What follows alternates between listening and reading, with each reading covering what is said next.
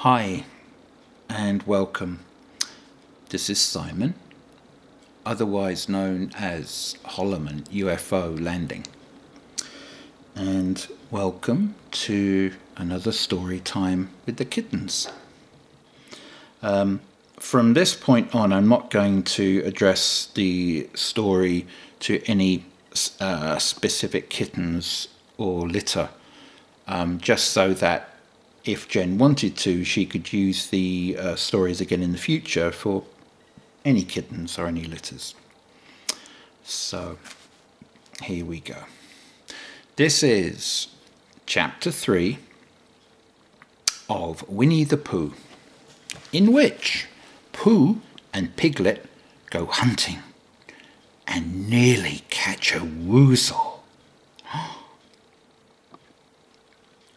The piglet lived in a very grand house in the middle of a beech tree, and the beech tree was in the middle of the forest, and the piglet lived in the middle of the house. Next to his house was a piece of broken board which had trespassers W on it. When Christopher Robin asked the piglet what it meant, he said it was his grandfather's name and had been in the family for a long time. Christopher Robin said you couldn't be called Trespassers W, and Piglet said yes, you could, because his grandfather was, and it was short for Trespassers Will, which was short for Trespassers William. And his grandfather had two names in case he lost one: Trespassers after an uncle and William after Trespassers. I've got two names, said Christopher Robin carelessly. Well, there you are. That proves it, said Piglet. One fine winter's day, lots and lots of snow on the ground, and Piglet was brushing away the snow in front of his house. He happened to look up, and there was Winne the Pooh. Pooh was walking round and round in a circle, thinking of something else, and when Piglet called to him, he just went on walking. Hello, said Piglet. What are you doing? Hunting, said Pooh. Hunting what? Tracking something, said Winne the Pooh very mysteriously. Tracking what? said Piglet, coming closer. That's just what I ask myself. I ask myself, what? What do you think your answer? I shall have to wait until I catch up with it, said Winne the Pooh. Now, look here. He pointed to the ground in front of him. What do you see there? Oh, tracks, said Piglet. paw marks. He gave a little squeak of excitement.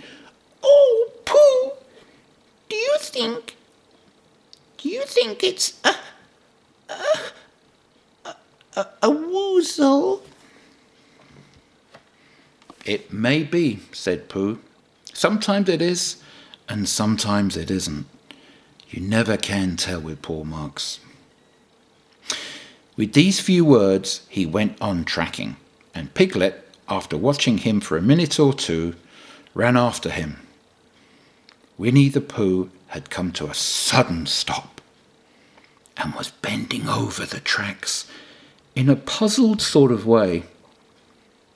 What's the matter? asked Piglet. It's a very funny thing, said Bear, but there seems to be two animals now. This, whatever it was, has been joined by another, whatever it is, and the two of them are now proceeding in company. Would you mind coming with me, Piglet, in case they turn out to be hostile animals. Piglet scratched his ear in a nice sort of way and said he had nothing to do until Friday and would be delighted to come, in case it really was a woozle. You mean in case it really is two woozles, said Winnie the Pooh. And Piglet said that anyhow he had nothing to do until Friday, so off they went together. There was a small spinney of larch trees just here, and it seemed as if the two woozles, if that is what they were, had been going round the spinney.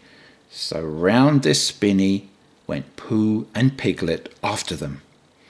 Piglet passing the time by telling Pooh that his grandfather, Trespassers W, had done something to remove stiffness after tracking, and how this grandfather's Trespassers W had suffered in his later years from shortness of breath and other matters of interest.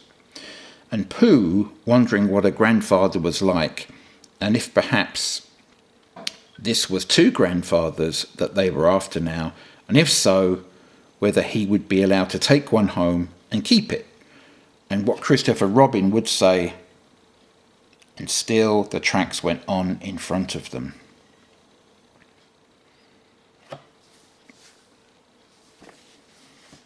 Suddenly, Winnie the Pooh stopped and pointed excitedly in front of him. "Look!" What? said Piglet with a jump.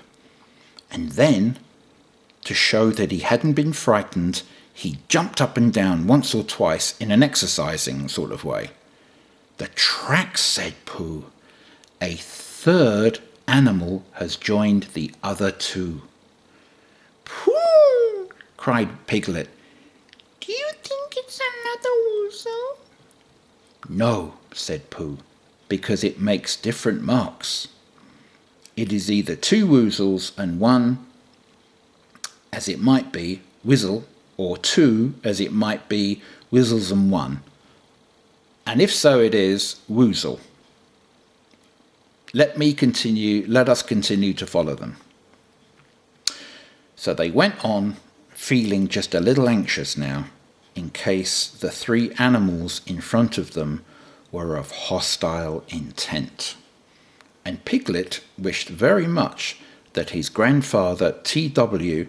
were there, instead of elsewhere, and Pooh thought how nice it would be if they met Christopher Robin suddenly, but quite accidentally, and only because he liked Christopher Robin so much.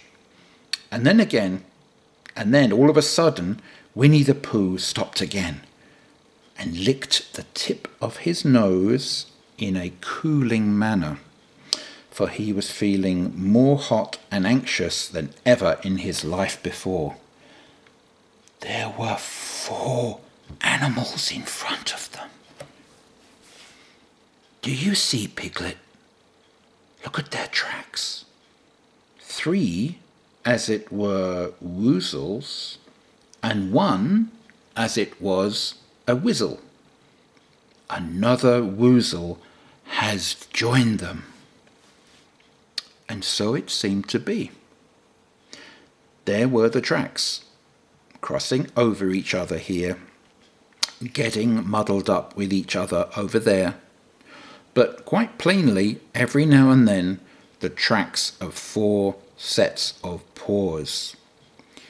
I think, said Piglet, when he had licked the tip of his nose too, and found that it brought very little comfort. I think that I have just remembered something. I have just remembered something that I forgot to do yesterday and shan't be able to do tomorrow. So, I suppose I really ought to go back and do it now. "We'll do it this afternoon, and I'll come with you," said Pooh. It isn't the sort of thing you can do in the afternoon, said Piglet quickly. It's a very particular morning thing that has to be done in the morning, And, if possible, between the hours of... What would you say the time was? About 12, said Winnie the Pooh, looking at the sun. Between, as I was saying, the hours of 12 and 12:05. So really, dear old Pooh, if you'd excuse me... What's that? Pooh looked up at the sky, and then, as he heard the whistle again, he looked up into the branches of a big oak tree, and there he saw a friend of his. "It's Christopher Robin," he said. Ah, then you'll be all right, said Piglet. You'll be quite safe with him. Goodbye. And he trotted off home quickly as he could, very glad to be out of all danger again. Christopher Robin came slowly down his tree. "Silly old bear," he said, "what were you doing? First you went round the spinney twice by yourself, and then Piglet ran after you, and you went round again together. And then you were just going round a fourth time." "Wait a moment," said Winnie the Pooh, holding up his paw. He sat down and thought in the most thoughtful way that he could think. Then he fitted his paw into one of the tracks, and then he scratched his nose twice and stood up. "Yes," said Winnie the Pooh. "I see now," said Winnie. "I have been foolish and deluded," said he, "and I am a bear of no brain at all." "You're the best bear in all the world," said Christopher Robin soothingly. "Am I?" said Pooh hopefully. And then he brightened up suddenly. "Anyhow," he said, "it's nearly luncheon time." So he went home for lunch. And that, my little friends, is the end of chapter 3. Hope you enjoyed it. Thank you for joining me, and I will see you again next time.